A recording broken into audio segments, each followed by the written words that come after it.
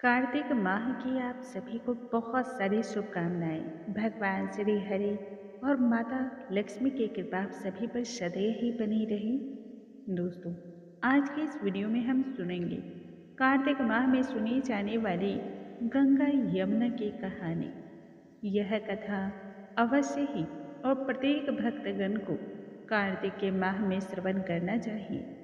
भगवान श्री हरि अपने भक्तों पर सदैव ही कृपा दृष्टि डालते हैं, परंतु जो पूर्ण श्रद्धा और भक्ति भाव से भगवान श्री हरि के नामों का जाप करते हुए इस कथा का श्रवण करता है, उसकी इच्छाएं भी पूर्ण होती हैं।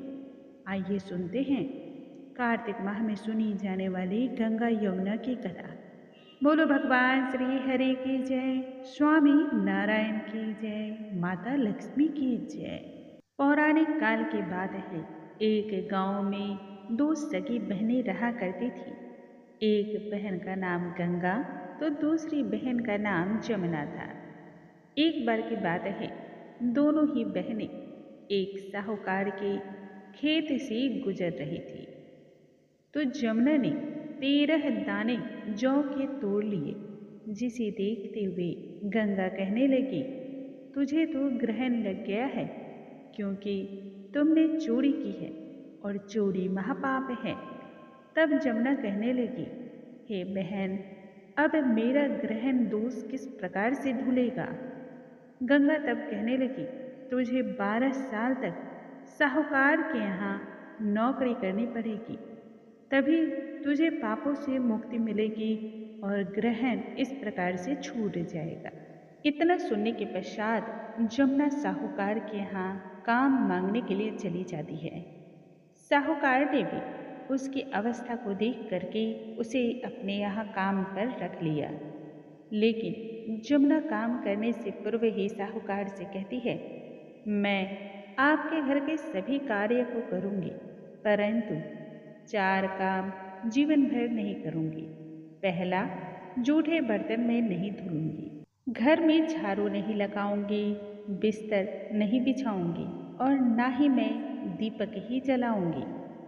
12 साल इसी प्रकार से बीत गए। 12 साल के बाद कुंभ का मेला लगा। तब साहूकार ने कुंभ मेला नहाने के लिए जाने लगी। जमुना ने जब साहूकारनी को जाते हुए देखा, तब वह कहने लगी, एक साहूकारनी बहन, कुंभ के मेले में मेरी बहन गंगा मिलेगी, तब उसे यह सोने का टका दे देना। इससे वह अपने हाथों में सुंदर चूड़ियां पहन लेगी। जब साहूकारनी कुंभ के मेले में गंगा स्नान करने के लिए गई, तब वहां जमुना की बहन गंगा को उसने वह सोने का टका दे दिया।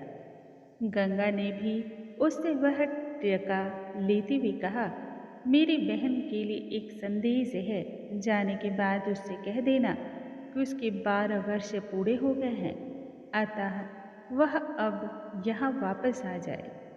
साहूकार और साहूकारनी वापस अपने घर जब गए, उस समय जमुना मटके में पानी को भर रही थी।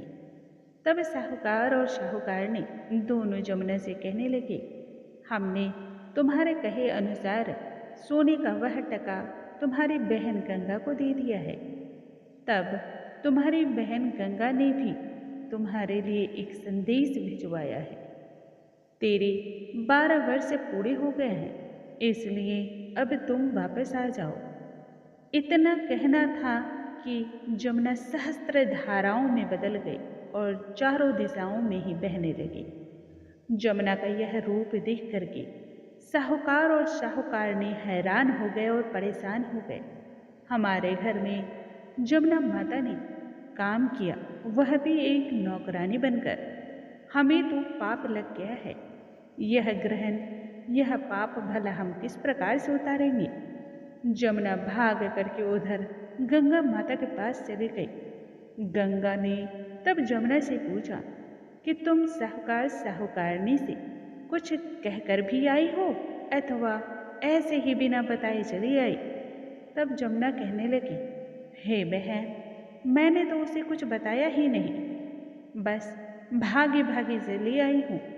तब गंगा कहने लगी, जा, उन्हें थोड़ा सा धीरज दिया, नहीं तो जीवन भर वह असंतोष में रह जाएंगे और बड़े ही दुखी होंगे। गंगा के कहने पर तब जमुना माता साहूकार और साहूकारनी को सपने में दर्शन देते हुए कहने लगी, तुम दोनों उल्टे माथे क्यों पड़े हो? जाओ, उठ करके खाओ पियो और जीवन को प्रसन्नता के साथ व्यतीत करो। तब साहूकार और साहूकारनी दोनों कहने लगे, भला हम कैसे उठें? हमें तो पाप लग गया है, क्योंकि हमें तो यह पता ही नहीं था कि आप कौन हैं और हमने आपसे उल्टे सीधे और भी न जाने किस किस प्रकार के आपसे कार्य करवाए हैं। हमें तो पाप लग गया है, भला इससे मुक्ति कैसे पाएं? तब जमुना कहने लगी कि तुम्हें ग्रहण नहीं लगा है, ग्रहण तो मुझे लगा था, क्योंकि मैंने तुम्हारे खेत से 13 दाने जौ की चूड़ी किए थे। तभी तो अपना दोष उतारने के लिए मैं तुम्हारे घर चली आई थी। 12 वर्ष तक तुम्हारे घर में रहने से मेरा पाप उतर चुका है और मुझे पापों से मुक्ति मिल चुकी है। इसलिए तुम हर प्रकार के असंतोष से मुक्त हो जाओ। स्वप्न में इतनी सारी बातें कह करके जमुना चली गई। साहूकार और साहूकारनी जब दोनों ही सुबह सवेरे उठते हैं तब देखते हैं घर में पहले से भी अधिक धन धान्य और वैभव की बढ़ोतरी हो गई है। हे जमुना माता, जिस प्रकार से अपने साहूकार और साहूकारनी को मुक्ति दिलाई, वैसे ही आप अपने सभी भक्तों पर अपनी कृपा करना। बोलो गंगा माता की जय, जमुना माता की जय।